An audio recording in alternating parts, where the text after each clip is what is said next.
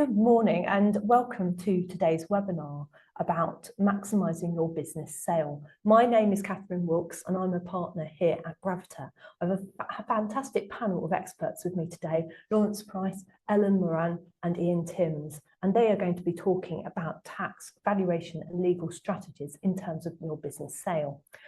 Before I hand over to them to each introduce themselves in more detail, a little bit of housekeeping. So today we will be recording the session and the recording will be made available to you after today's webinar. And there is also a Q&A box at the bottom of the screen. Do feel free to pop any questions in and we will answer these at the end of the webinar. So handing over to Ian first for an introduction. Thank you very much, Katherine. My name is Ian Timms. I'm a tax specialist at Gravita. We're a full-service accountancy firm specialising in audit, accounting and tax. But more importantly, I suppose, I've been working with businesses who are looking to sell or transition to the next stage for a long, long time. Worked on hundreds and hundreds of transactions. I'll pass it over to Ellen to introduce herself. Thank you, Ian. So I'm Ellen Moran. I'm a corporate partner at Knights. Knights is a full-service law firm with offices all over the country. From my own point of view, I've been qualified as a solicitor now for over 16 years, and I have worked with all sizes of businesses in all sectors, especially when buying and selling businesses. Nice. Morning, I'm Lawrence Price, Managing Director of Rockworth. We're a specialist corporate finance advisor that generally works with private owners of businesses in the UK on sell-side transactions. So whether that's selling the whole business because the owners are looking to exit, or whether it's selling part of the business, we get involved right from the start and will help people prepare and manage the whole process. And I have a team that works with me based here in Oxford. Fantastic. Okay, the first question. I'd like to hear about your experience in the current market in terms of transactions. So I'm going to start with Lawrence. Can you tell us a bit about your current experience? Well, obviously, I think the big question there is what's current. So if we think about current and go back maybe 12, 18 months or so, obviously we're very focused on the budget at the moment. And I think really, if you look at our world, often people measure what the market is like through number of transactions and volume of deals. So I think if you go back over the last 12 months or so, you'd have to say overall the market is sort of normal in the fact that you've basically got a fairly normal number of deals going through every month. And that's obviously been skewed because some people have been rushing to get deals done before the budget. Other people have been delaying deals because of the budget. But overall, I'd say the market has been relatively as you would expect, give or take different sectors. And perhaps it's worth coming on to the different sectors because it has been very varied by sector over the last sort of 12, 18 months. Ellen, do you have anything to add? Are you experiencing the same in terms of number of transactions and activity? Yes, it has been sort of quite up and down at times, whether there's a big push to get things done before certain deadlines, in particular, as Lawrence says, the budget, or whether it's created uncertainty and delay. And what we are seeing is buyers are particularly risk adverse at the moment. So transactions are taking longer, buyers are taking a lot more time over due diligence, going into things in a lot more detail. And there are a lot more discussions at that stage than before, where you might run things in parallel and push things along with a lot more momentum. Now I think people have to factor in a longer timescale for a lot of transactions. I find that quite interesting because a few years ago, maybe a bit longer, but a few years ago really, the private equity market sort of sprung into life.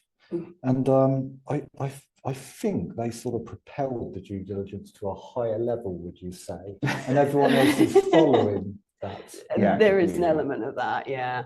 Totally. I mean, getting into that, I think at the moment, if we're thinking about the market, it's probably driven, if you split it into sort of larger transactions of businesses worth tens of millions and making profits of whatever 5 million plus, versus the smaller transactions at the sort of 1 million EBITDA range or whatever, then a lot of that activity is driven by private equity.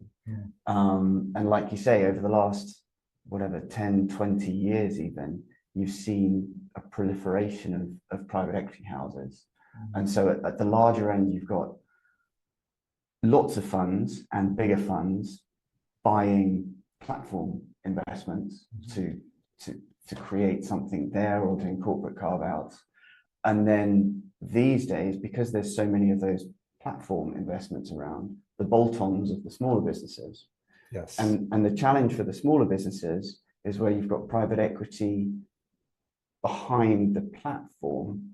The smaller businesses don't generally get away with less due diligence either way. So very often the conversation can start with the trading company, and then the end result is you have a diligence. And we've probably all had, going back in the day, financial, tax, legal, they're the core ones that have always been around. But now that sort of expands to management, environmental, IT, software, insurance, etc. All these different diligences that people need to think about. I suppose with private equity being more prevalent in the market, though, gives more opportunity for people to sell. Would you say there's more players in the market for people to sell to? Am I making that up? Or? No, 100%. It's both. Ultimately, it's a good thing. Ultimately, what you've got now is a lot of buyers in the market. So again, if you look at the sort of bigger transactions, you've got overseas buyers. I was just going to say about overseas buyers. Absolutely. Yeah. And again, due diligence, and they've got to understand culturally and the various legal aspects of a completely different jurisdiction. So that can also take a lot of time. And is that driving up prices, the valuation from the valuation side of things? I think it's difficult to generalize about price. Ultimately, what drives up prices is competition. So yes, if you've got plenty of buyers for one business, then you can get into a sort of auction style or true auction, and that's what drives up prices. I think what we're seeing right now is, or sort of maybe for the last few months or whatever, is really interesting. Is overseas buyers from sort of America, from Europe in particular, which potentially they're seeing the UK as relatively well-valued assets, relatively well-valued companies. And so they can come in and they can make good offers. So I think that's certainly a theme that we're seeing as approaches from the US at the moment. And are those buyers more challenging to deal with, or is it a set process you have to go through? Certainly from my point of view, they can be more challenging, yes. You hope they certainly instruct English lawyers who can at least guide them through the English process. Absolutely, it can be quite challenging. And some of the stickiest situations I've had with transactions is just because of that misunderstanding between overseas buyers and English sellers and the way things are done. And there are added complications as well with things like now the National Securities and Investment Act, whether there are certain sectors, and the sectors are quite wide as to whether it might need government approval for the transaction. So, tech is a big one. Tech and AI and things like that. And if it is an international buyer, it can add, normally the approval process is straightforward, but it adds time again to the transaction. Firstly, checking all the information and then waiting for that to go through the relevant checks and balances. I think ultimately the answer is every transaction is unique, and unfortunately there are no easy transactions either. So where perhaps with some overseas buyers you've got to manage language issues or different jurisdictional issues with legal and tax points, you can have just as many challenges with a UK buyer who doesn't want to pay the right amount of money. So, very true. It's everything is unique, and actually Sometimes if you have an overseas trade buyer, it's great because they really understand the industry. There's less of a sort of myopic focus on a particular aspect of the numbers or something, and so you can find that they look past particular sort of challenges or whatever. So I'd say everyone is unique. So in terms of you getting your company in the best position for that sale, that's obviously the owner who can, that's the bit they can really influence. Ian, what would you say would be one of the things they could do? Well, from a tax point of view, tax is very topical. Everyone wants to pay the least amount of tax they possibly can on the sale, and with the budget that's just happened, it's even more topical at the moment. We're all going to say this. You've really got to start early. I like to speak to people maybe 2 years before sale to maybe get their structure in the right place, make sure they're doing the tax planning, maybe give some shares between family members to save tax. And I know you will both talk about how earlier you want to start. I don't know whether it's 5, 10 years or maybe even more. But what I will say from a tax perspective is that the UK is still reasonably attractive, even after all the headlines and everything you see. It's reasonably attractive for selling your company for tax purposes. Capital gains tax is still reasonably low. Yeah. You can still get business asset disposal relief, which is not as generous as it used to be. Formula entrepreneurs relief for people that are listening that probably haven't heard that term before. But there's a couple of other things that I find really important that people don't do before a transaction. I am a big believer of every company having a holding company. And the reason for that is it gives you the opportunity to sell your business tax-free, which sounds incredible, I know, but it's true. We have a relief called substantial shareholdings exemption in this country, SSE as we like to call it, and holding companies can sell their subsidiaries tax-free. So if you're worried about capital gains tax, if you put that in place 12 months before you sell, you could wipe out your tax bill and maybe create a lovely family investment company where you can build wealth and save inheritance tax and just pass it on to the next generation. So there's really lots. Do you need to have a plan for what to do with the money inside the family investment company when you're doing that? Well, most of the transactions I do, people don't necessarily have a plan, but most of the things they do, it's all about wealth preservation and wealth growth. So a lot of them will buy property in the company, for example, which is very tax efficient as opposed to owning it personally, or put it in funds and stocks and shares because companies can receive dividends tax-free, whereas we've just seen dividend rates go up, and these are all really good plans. Alternatively, I've got lots of clients that want to do different things. So they'll sell in their 30s, 40s or 50s and think, do you know what, I want to use that money to start up something else. And if they can sell that tax-free and effectively roll it over into another operation, it works really well from a tax planning point of view. Couple of other things I should mention, not wanting to hold the highlight on this aspect, is that we didn't get an exit tax in the budget. It was muted. I don't think it works very well if they do. And certainly if you're going to put an exit tax in place, don't mention it before you're going to put an exit tax in place. It's probably the best thing. But you can still use overseas and move overseas to save tax. You've got to be very careful and you've got to do a lot of planning, which is why people like me come in very well. You need to trip over a lot. Do not move to Dubai, Switzerland without speaking to someone about it. And the last point is a lot of my clients load their companies with cash before selling. Dividend rates are very high. If you're thinking about selling within 5 years, or you might sell within 5 years, maybe you want to keep the cash in the company and sell it at lower tax rates. And it's all these sort of things that say, do you know what, I really need a conversation really early to sort all these things out. And although I can do wonderful magic, and I do if people come to me with a month before they're about to sell, we can do so much more if you come in early, and I bet you guys find that as well. Yeah, I completely agree. I think the cash point, it's very important to talk to a tax advisor about leaving cash in the business so that it's seen legitimately within the business. But the other point that relates to tax, which you might like to talk about, is incentivizing management. And very often what we see is we act for maybe owner managers or shareholders that get to the point of a transaction. Everybody is very concerned about confidentiality. So quite often we may start working with shareholders who want to keep the idea of a sale private from their management team if they're not owner managers. And then you get some way down the track and they go, well, look, I really want to reward my senior management team. Yes. And the number of times I've been asked, oh, can I just give them a gift?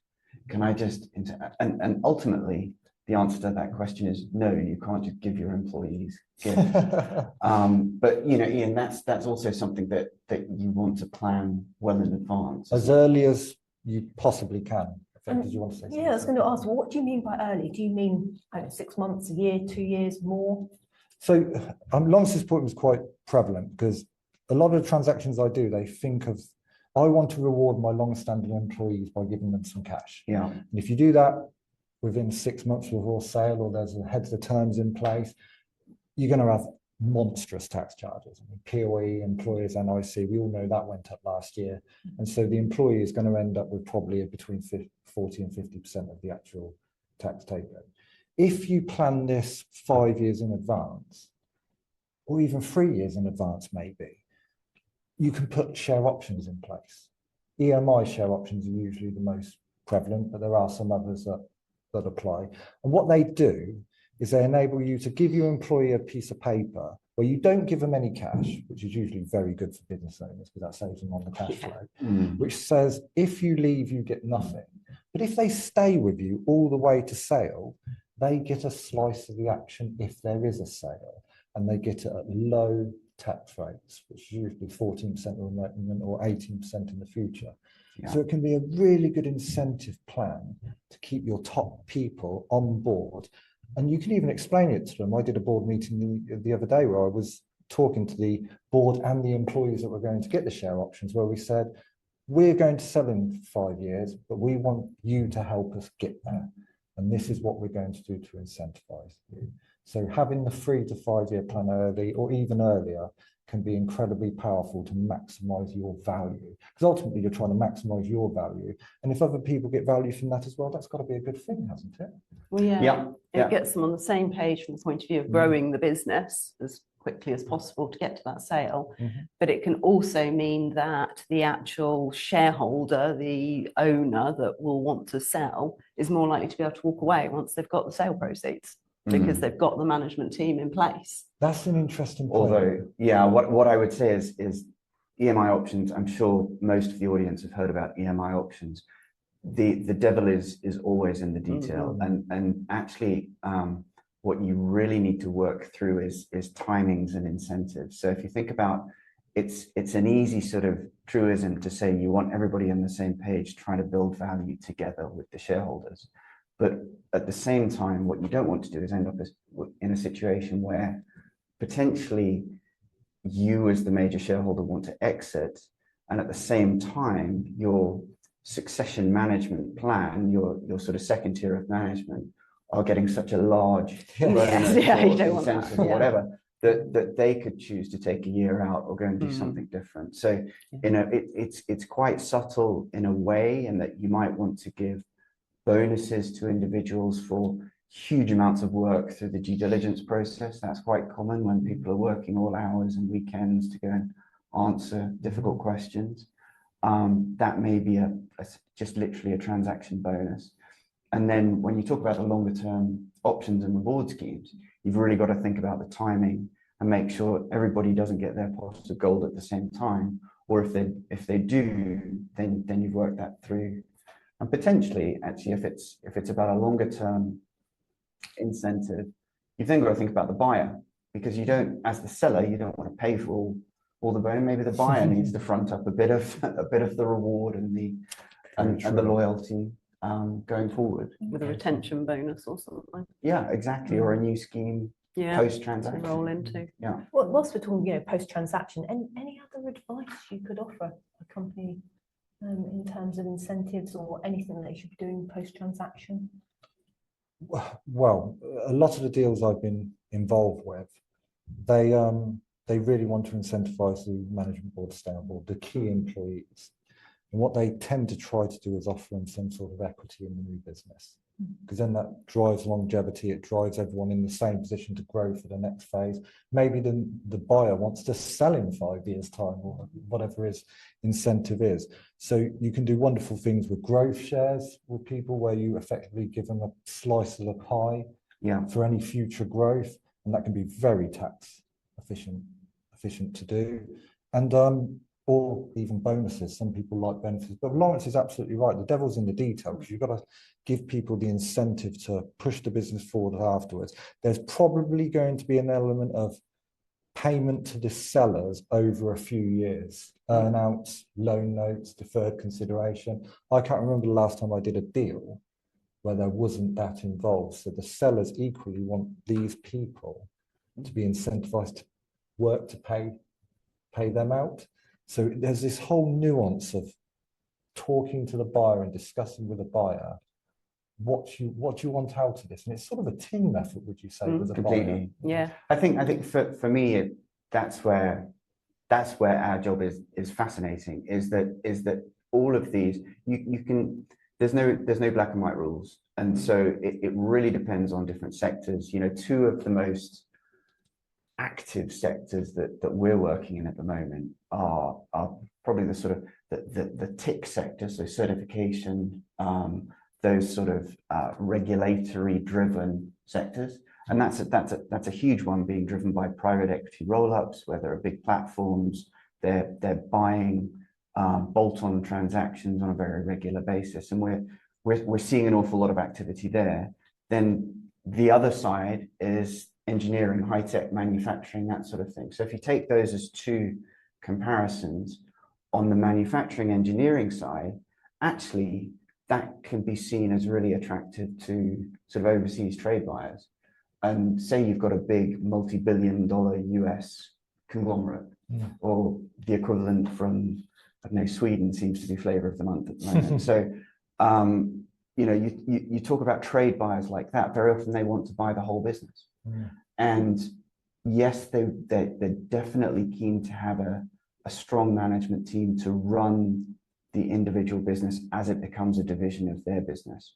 But then those managers get all the support from the corporate. So there's a group CFO, there's a group CEO, there's a group strategy director. So actually the divisional managers, they don't need to be quite, they don't have the same role as an individual owner manager that's running it under their ownership. It's a slightly different flavor. And yet what you talk about with earnouts, etc., if you go back to the sort of services side, earnouts all the time. And what's quite frustrating is the man down the pub very often gives wonderful advice to people, saying, you know, don't even contemplate an earnout. Whatever you get up front, only ever do a deal thinking that the upfront amount is all you'll ever get. Discount the earnout to zero. And really, for a lot of businesses, that's not ideal advice.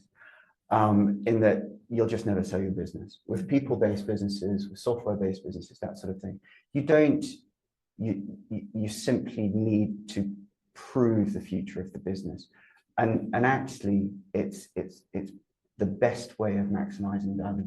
And I mean, it's a general question, but how much are people usually getting up front in deals? That is a very general question. That is a very general question, but the audience might like to know, do they expect 50% up front? Should they expect 75% up front? Where does this sort of lie? It's a bit of a weak answer, because it's such an enormous range. If you take, so as you rightly say, even, as I say, a sort of a business without an earnout, you're very unlikely to get 100% of the consideration on day one. So what will happen is there might be a retention or a deferred amount, which may be as low as, you know, 5% of the consideration or something. So effectively what that is a double check to maybe run through the next audit point, so that the buyer, even though they will have put you through some onerous diligence, they can still run through an audit under their ownership and just double check the numbers from their perspective. So that's the smallest, is a sort of 5%. But we've done deals where a buyer has put in place, let's say, a 3-year earnout. That's super common for earnouts in terms of time period. So time periods tend to range between, I don't know, 2 and at maximum maybe 5 years, and very commonly it's a 3-year earnout. But the answer to your question is again, it really depends on the nature of both buyer and seller. It can be as low as 30%. You can get 30% on day one and have a 3-year earnout where potentially you're getting further consideration each year through that earnout. Yes.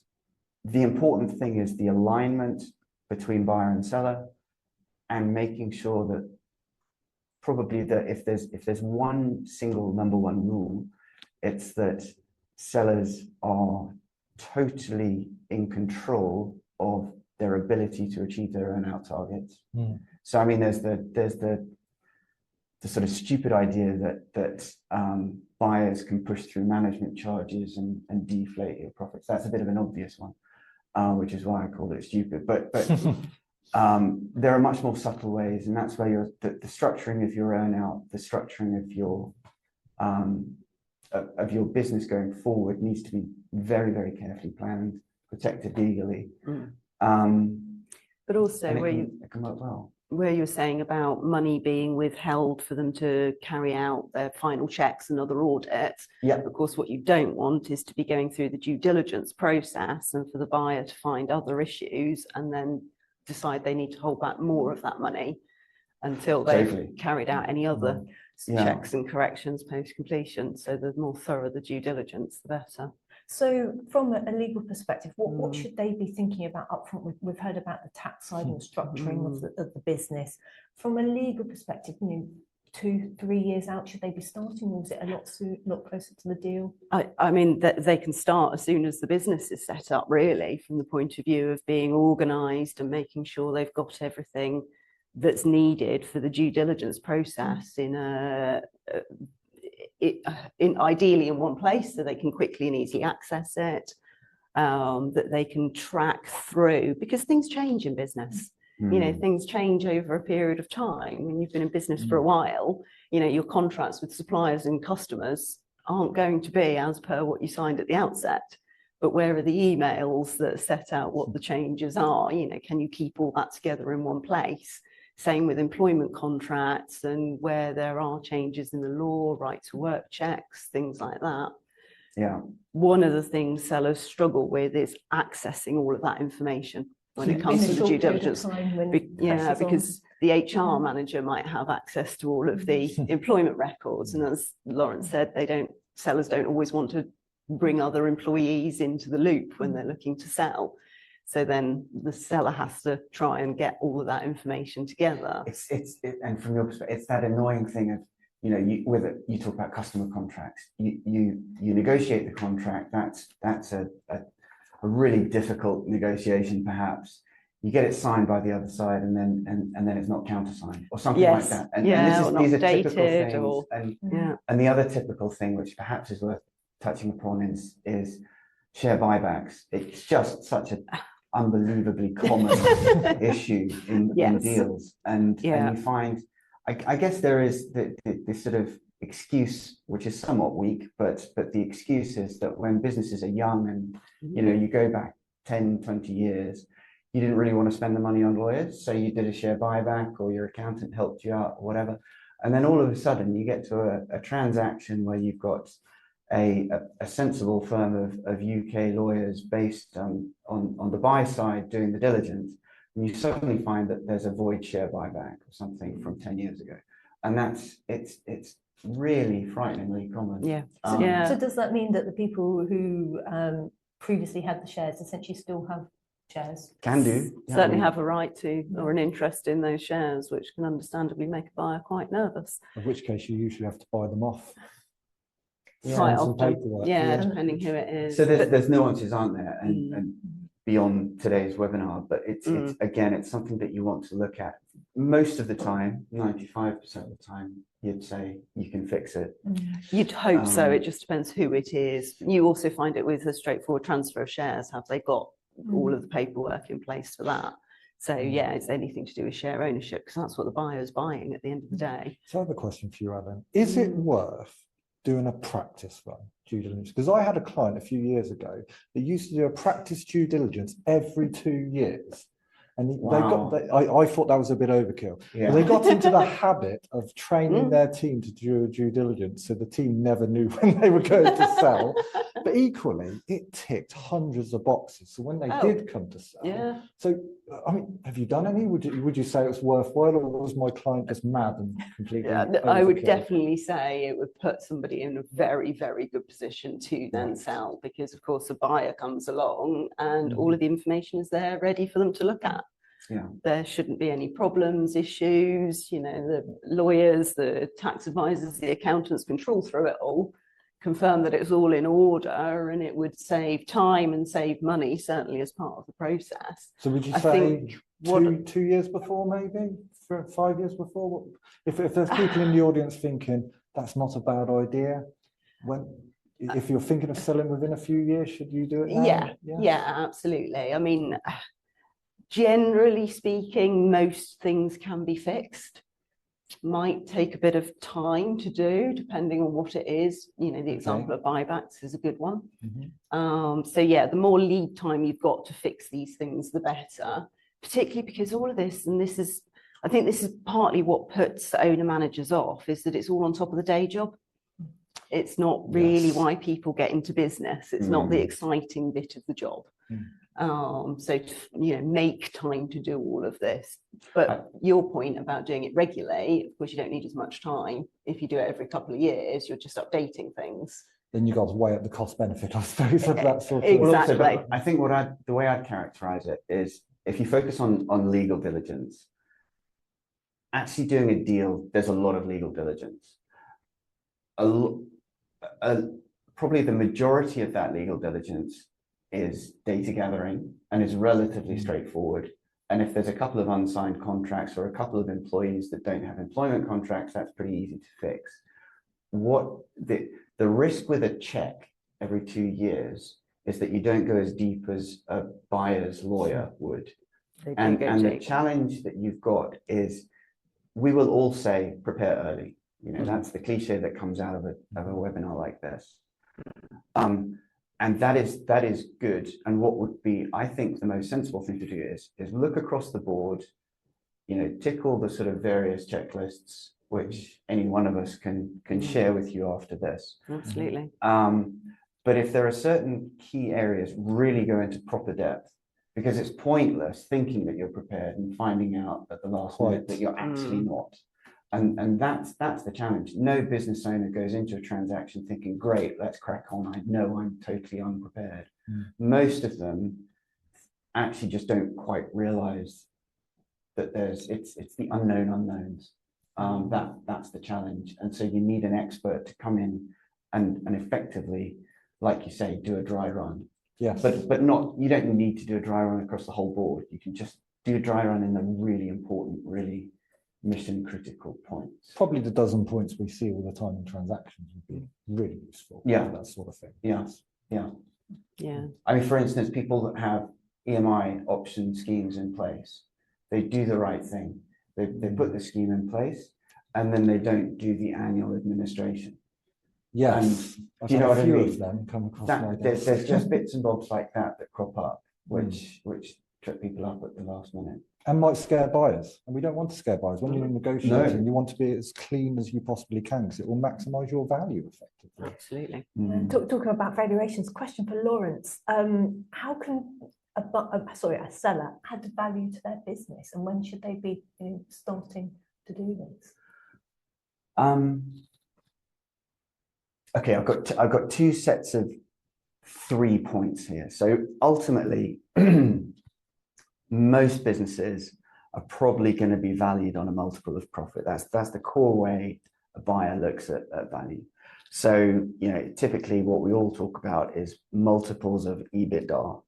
And that's, if you don't know what that is, that's very easily Googleable and doesn't need a huge amount of explanation. Alongside that, you've got your balance sheet adjustments where, as Ian said, you know, you may have excess cash on the balance sheet, you may have some debt. So there'll be an adjustment there. then the third chunk of valuation is the working capital adjustment. So that's the sort of the nuts and bolts of how people get to value. And then alongside that three, you've got another three items which actually feed into value. And what I would say is those three items are, one is the narrative. So where has your business come from? Where could it go to? Remembering that buyers are buying the future, not the past. So it's the growth story and the unique selling points. And so you've got that, but then you've got the numbers. Yeah. So there's no point in having a story if it's not defensible in your current and recent trading, and potentially your budget. Although again, there's nuances about that, because you don't want buyers pinning you to a budget and therefore potentially holding back consideration if your budget has been overly ambitious. And then the third element of that, so you've got narrative, numbers, and the third and perhaps most important is management team. So who's going to deliver all of this? And that links back into incentives and links back into incentives, etc. So how do you maximize value? I think again, it's very difficult to be broad brush, but in particular sectors, it's about robustness of earnings. It's about growth potential. If you're running a software business or a service business, it'll always be about sort of recurring revenue and items like that. How can you evidence the recurring revenue? How can you evidence that there's a big market to go for? Then alongside that, having a decent financial model that models that, potentially models the effect on gross margin, on net margin as the business grows into the future, where there might be both sales synergies on the growth side and potentially cost synergies if you're selling a business to a trade buyer, and then the management team. And I think, you know, the balance with smaller businesses particularly is the balance between having a management team that are incentivized, that you trust, that are capable of taking the business forward and maintaining confidentiality and getting over that slight hurdle of nervousness from a business owner as to how they go about all of this. And there's no one size fits all sort of answer to that. I think ultimately the real truism is you've got to understand who's going to buy your business, and there may be different types of buyer, but for each of those scenarios, you've really got to understand what they're looking for. Are they comfortable in their management team that they can just pick up your business and take it on themselves? In which case, great, they'll look after your team, they'll look after your employees, but it's not quite so poignant that they need a leader of your business. Otherwise, if it's more independent, then that becomes more of a key item. So you talked there about the financial side of things. What period of track record would you expect them to have? Could it be a few years or 10 years? I think being quite prescriptive, what I would say is that if you're a business and you're not producing monthly management accounts, if you don't have monthly P&L and balance sheet for at least the last 12 months and the capability of putting that together for sort of current and some future trading, then you're going to find yourself in a weak position talking to buyers. So, you know, the real nuts and bolts of a deal about sort of working capital adjustments, etc. You need those monthly balance sheets and monthly accounts. We can always reverse engineer to an extent and we can solve those problems, but they are problems to be solved. So if you're thinking well in advance, try not to have the problem in the first place. But if you're calculating value on EBITDA and all these wonderful measures you've just talked about, you'll need that financial data to figure out what your value is and what you're going to sell for. You do, exactly. And I think you absolutely need those accounts. At a base level, you need to understand how buyers look at businesses, and also, making no bones about it, if you're selling to private equity or you're selling to some sort of roll-up where they're going to eventually sell the business in a few years' time. You want to use the same tricks that they're going to use when they sell it, because they're very experienced buyers. They've got all the bells and whistles of annualizing future acquisitions and all sorts of adjustments. And we want to bring those to you so that you're not missing a trick. And I think so having a base model that you can then work on and make sure that you're presenting your business in a way that buyers understand, it's familiar to them, and therefore you really want to make all other problems go away, so that the one thing that they worry about is the price. Yes. And that they don't have any other levers to sort of reduce the value for you. So on that, I was just going to say, on that basis, you need to make sure the underlying legal contracts or whatever it might be are all there and in place. If you've got, if a lot of your value and EBITDA is being generated from some material customers that make up a substantial amount of that, you've got to make sure that you've got those contracts in writing, so any buyer sees it and can see that longevity. Yeah. So, absolutely. So interestingly, I'm an audit partner, and some of my clients who are below the audit threshold will specifically request and opt to have an audit before they need to have one for this purpose, and get into that rigor of doing an audit before they reach that threshold with a potential sale in mind. Is that something you would consider to be essential, or is that a nice to have? Not essential, but a very sensible thought, a very sensible idea. And I think it's possible to go through the process without fully audited accounts. Plenty of businesses get sold without fully audited accounts, and the supplement to an audit is bringing in yourselves to effectively, help work through the diligence process, or be involved in the completion accounts, or however that works. So it's not that you can't sell a business that isn't audited. It is a sensible move, and again, it falls into the bucket of what you're then doing is presenting a business to buyers in the form that they are used to. Gotcha.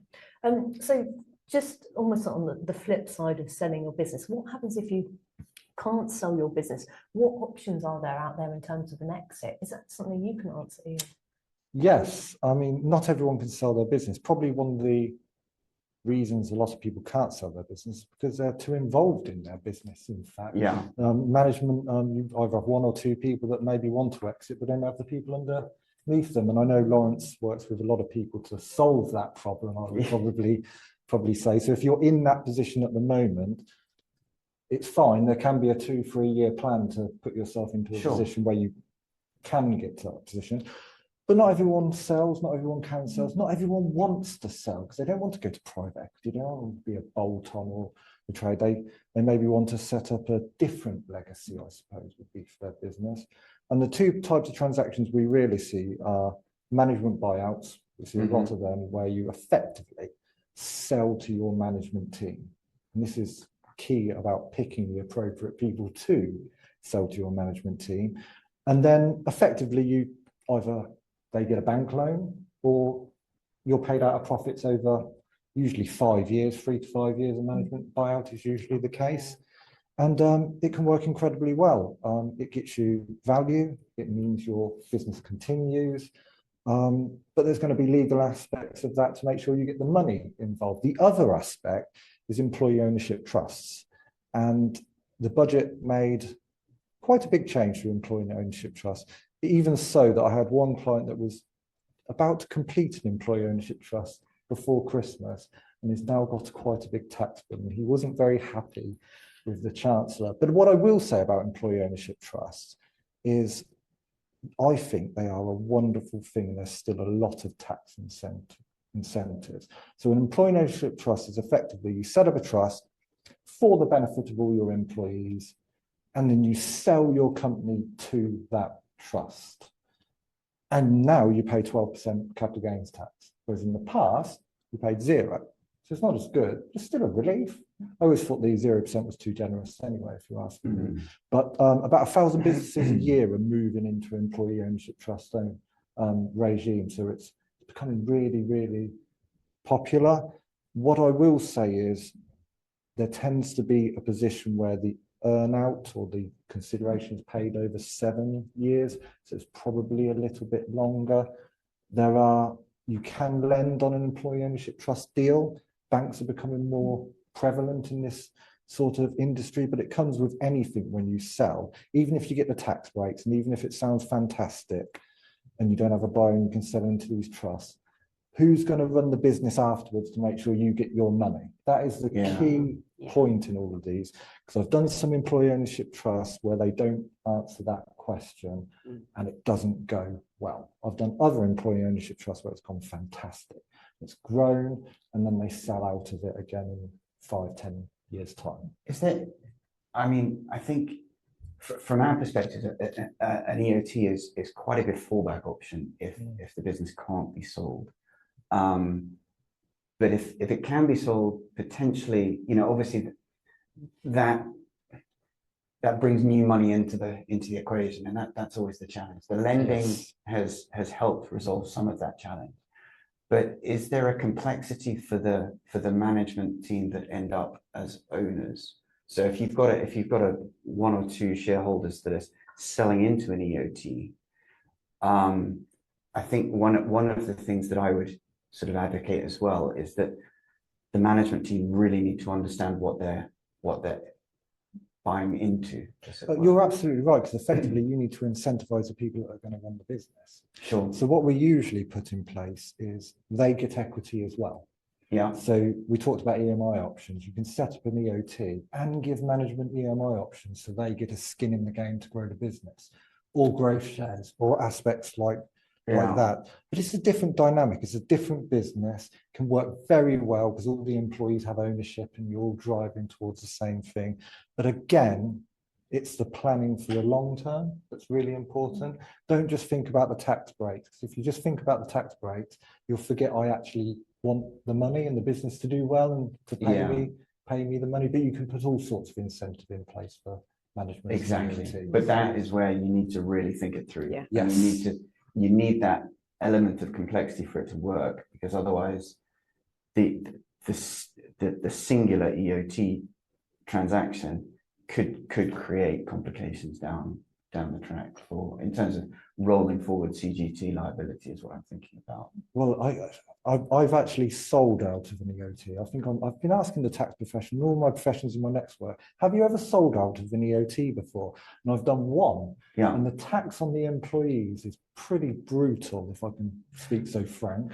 They pay CGT a bit less now because the seller is taking on some of that. Yeah, so actually the 50%. So it helps the employees. That's a good thing from this change. But then they also pay POE on the balance of that. So the employees end up with, I don't know, usually 40-50% of whatever their share is.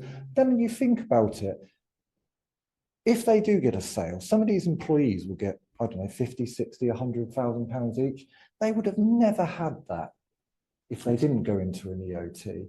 And so it can be a really positive message. And this is huge amounts of money for some people. So I'm a cheerleader for EOTs, if I can say that, but only if it's right and it's a good option for people. I think there's got to be the right people in place for it to work. And as you say, Lawrence, they've got to properly understand what they're taking on. Yeah. And does a seller have to sell 100%, or can they sell? Control.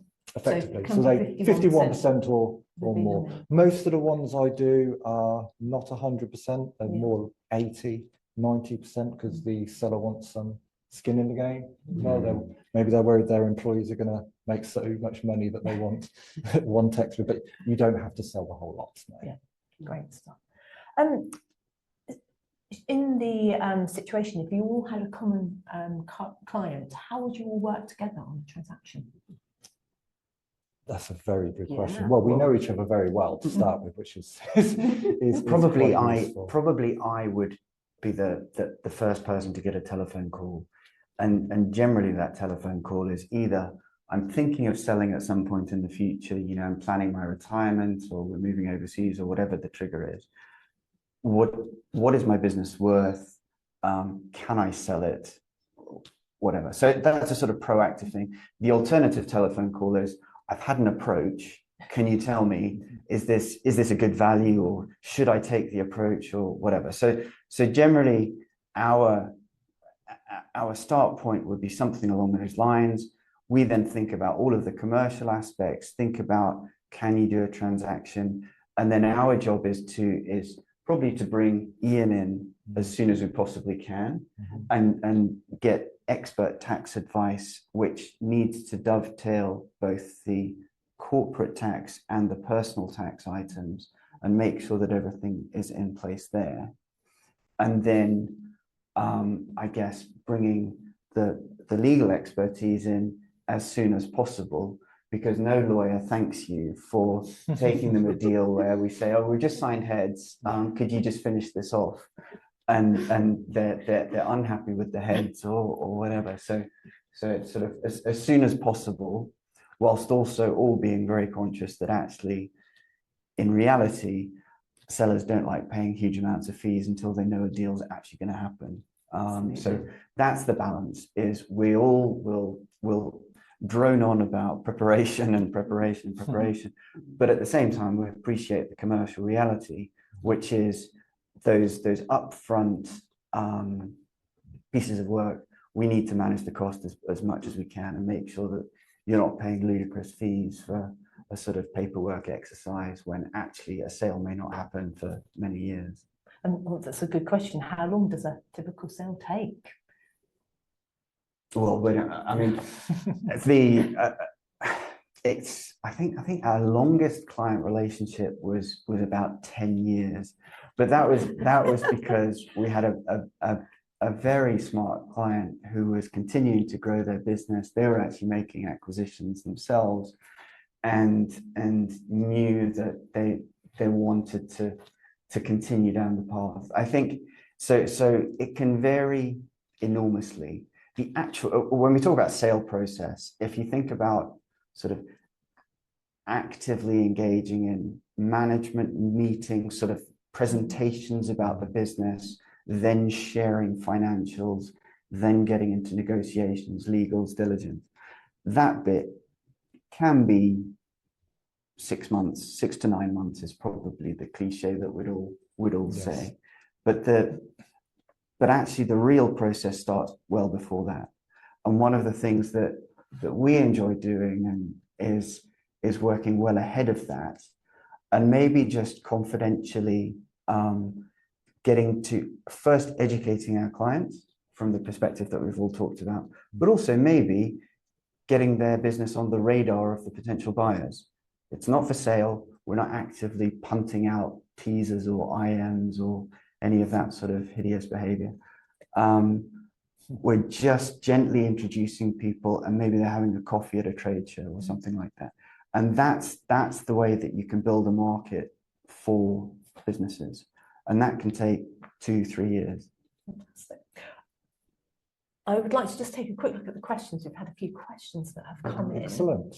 I don't know whether you can answer this, but what is a well-valued company? With a well-valued company. That's one of the questions.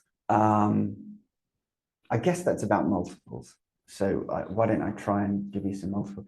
Multiples basically reflect if you think of it from a very academic perspective, multiples reflect the rate of growth of a business and the reliability of the growth of that business, and how that then feeds into the cash that an investor can extract. So ultimately, businesses and industries shouldn't have multiples. They do, and we all use these sort of proxies, but really multiples should be twinned to the rate of that cash flow in the future.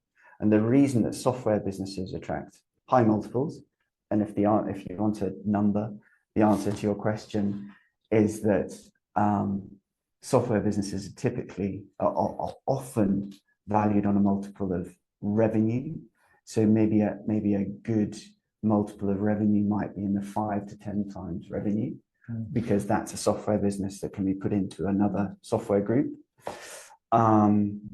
A really capital intensive manufacturing business, which would be reflected with a multiple on profit, might be as low as sort of 4 or 5 times profit.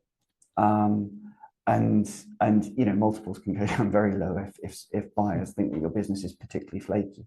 But if you think, why is it a 4 or 5 times profit? It's because to grow that business, you don't just need to sell more and find more customers. You've probably got to build more factory space, or you've got to buy more machinery. So your rate of growth is limited. Are businesses ever valued on the basis of gross profit? Is another question we've had in. Yes. And short answer there. Yeah, I can explain, but yes, they are valued on gross profit. And coming back to the earnout point, what is quite common is you value a business based on net profit, and that's how you come to your agreement on valuation. But then the mechanics of an earnout can be related to gross profit, because what that does is it removes the expense items from that calculation, and it just reduces the scope for argument further down the track. We've had a question about the data room. Over the lifetime of the business, rather than seek to create, build and populate it too close to the transaction, is it a better way to prepare for a sale and the due diligence process? And the answer to that is yes. Yes. Yeah, it can be a useful tool. Yeah. Another question was, do you feel that the potential strategic, commercial and synergistic upside are not always thoroughly evaluated and considered in the way accounting, legal and funding are with transactions? Yes, definitely. That's the narrative bit. Yeah. And it's about building that story. Absolutely. Almost the emotional side of things as well, isn't it? And the challenge there is spending enough time talking to buyers. So what far too many people in our industry do is try and sell a business. It's not about selling. I mean, this is sales 101, as anybody would tell you, is you've got to understand your buyer, and you've really got to talk to them and elicit as much as you can about why they're interested in a particular business and what they plan to do with it. Now, you can get caught up with confidentiality with all of these discussions, but the more discussions you have about that, the more sparks can be ignited. And that's where the narrative, the strategic synergies, as the questioner put it, can come out of that conversation. And that helps grow the pie rather than simply trying to sell something to somebody and then arguing about the size of the slice. So last question to you all. If there was one piece of advice, an absolute must from a tax valuation and legal perspective, what would you say to a seller in advance of a transaction? Okay, I'll go first. I'm not just going to concentrate on tax because we've worked in tax and done transactions for a long time. We can save people lots of money and we can restructure things and make stuff work that doesn't. What I tend to find with a lot of people is they're so concentrated on selling that they don't think about what they want to do afterwards. They've got all this money. What do you want to do afterwards? And I talked about my holding company and FIC and family to sell tax-free, which is sort of part of that. But don't just concentrate on getting millions in the bank. Think about what you're going to do with those millions afterwards, because effectively a lot of these people will be selling their babies, and although hopefully they'll stay on for a little bit, maybe during the earn out and then go off. I think it's really important to plan for the after and plan the tax for the after in your strategy to build your family wealth effectively. Ellen? It's a really boring answer, but it really is be as organised as possible. Just get all your paperwork in one place. Obviously, it's, you know, most of it's held electronically these days. So yeah, whether that's a data room or however you do it, but the more organised you are, the smoother it will be. And the chances are you'll be able to keep more of those millions. Yeah. And Lawrence? Well, to add to Ellen's point, I'd say it is all about preparation.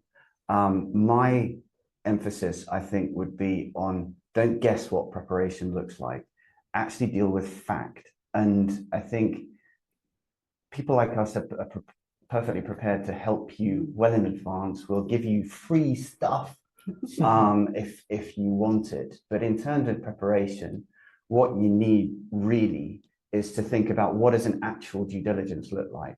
So why don't you send us an email and we'll send you old due diligence lists from deals where a business just like yours was sold. So we can do that. And then you actually know what a buyer is looking at, and you can go through the list yourselves. And the other thing is then thinking about the types of buyers, and coming back to the sort of more commercial side, the narrative bit, you really want to be looking at other deals in your sector. So who are the buyers? What have they bought? What are the businesses like you? What were the similarities? What were the differences? How were they valued? What were the mechanics, etc.? And that is our fire alarm. Ladies and gentlemen. It will go off in a minute. Timing is everything. Well, that brings us to the end of the webinar. Wonderful. Fortunately, it is just a test. But I want to say a massive thank you to the panel today, to Ian, to Ellen, and to Lawrence. I hope you've enjoyed this webinar, and we'll be circulating a copy of the recording to you all after we've done this. And if we haven't answered your question, please do email it over to one of us, and we will answer that question in due course. Or if you want any advice, please do get in contact. Thank you very much for attending. Thank you. Thank you.